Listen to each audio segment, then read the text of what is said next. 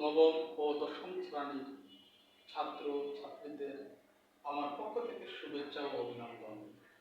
আমরা সকল ছাত্র ছাত্রী চাই এ প্লাস পেতে, কিন্তু এ প্লাস পাওয়াটা যদি আমি লেখাপড়া করি তাহলে পাওয়াটা খুবই সহজ, আর যদি লেখাপড়া না করি পাওয়াটা খুবই কঠিন হবে।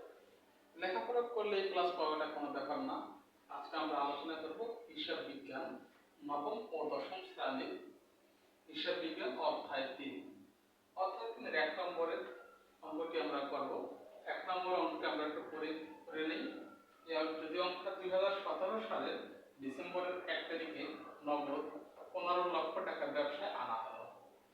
ডিসেম্বরের 12 তারিখে 2,50,000 টাকা কাপড় ধারে ক্রয় করা হলো।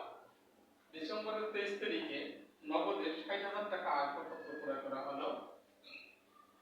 ডিসেম্বরের 24 তারিখে ম্যানেজার শাকিলকে 48,000 টাকা প্রদান করা হলো। ডিসেম্বরের 30 তারিখে নগদে কমিশন প্রাপ্তি 8,500 টাকা। ডিসেম্বরের 31 তারিখে 5% বাড়তি